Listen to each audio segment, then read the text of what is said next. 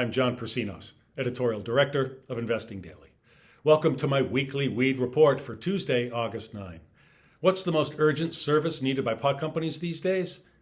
Financing. Although the dilemma has eased somewhat, the marijuana industry still suffers from a chronic cash crunch.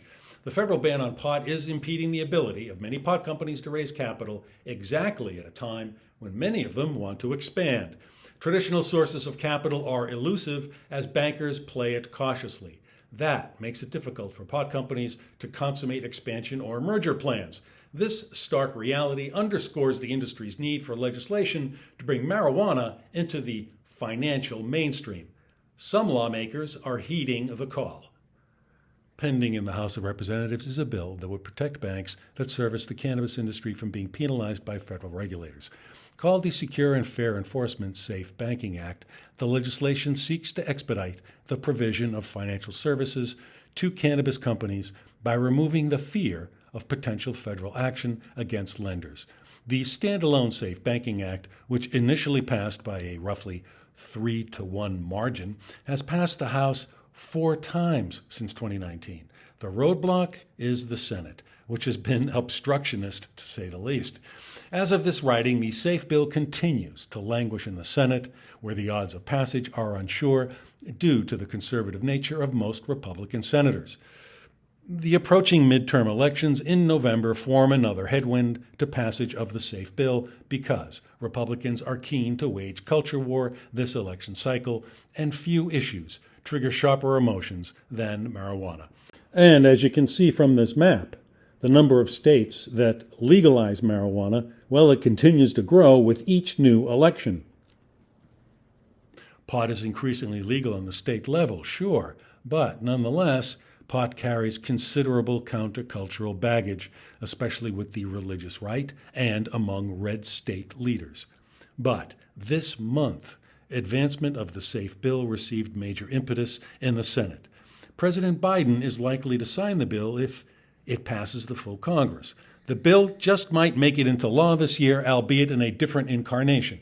Last week, Senator Cory Booker, Democrat in New Jersey, announced that he and other senators are working on what's likely to be called Safe Banking Plus, which combines protections for banks that provide services to state legal marijuana companies with other reforms such as expungement of criminal records for people with past cannabis convictions and access to the services of the U.S. Small Business Administration, SBA.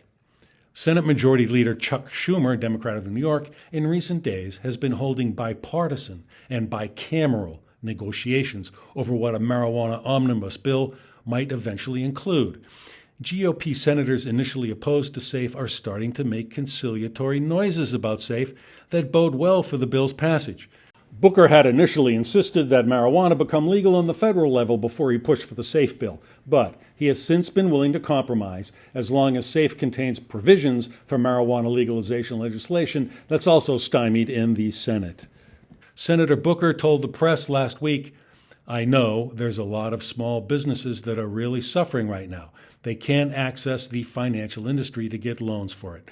They can't find a way to get out of using enormous sums of cash, which end up making them targets for criminal activity." Booker went on to explain why expungements should be a part of an omnibus Safe Banking Plus bill.